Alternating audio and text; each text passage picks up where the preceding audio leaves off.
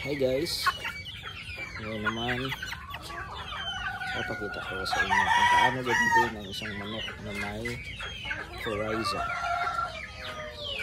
Ang hawak ko ngayon is isang RIR na 2 to 3 months old. Titignan nyo yung isang mata. Manok na hawak ko,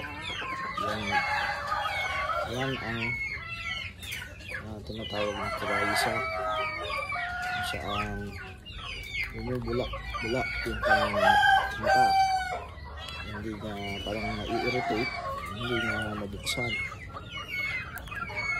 So ito ang gagamutin natin ngayon gamit ang gamit na Oculin. Yan, Oculin tawag dyan. Itong gamot na to ay nabibili sa lahat ng mga tindahan ng pagkain at gamot ng manok.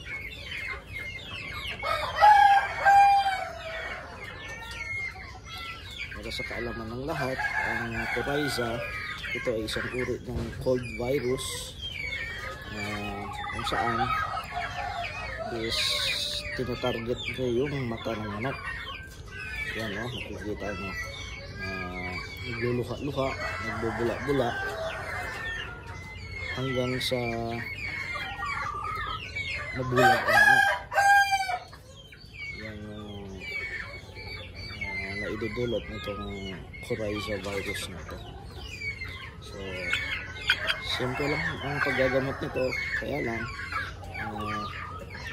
hindi siya isang gamutan lang, kailangan ng pasensya at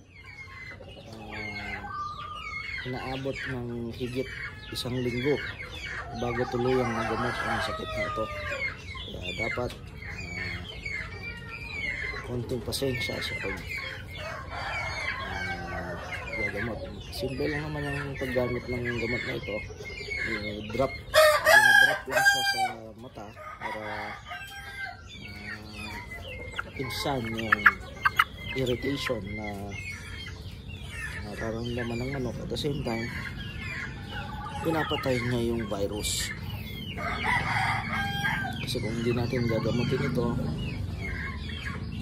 ang tendency is yung manok palagi nang ipapahid yung mata niya dito sa kanyang katawan hanggang sa masugatan ito at magulag ang anak natin.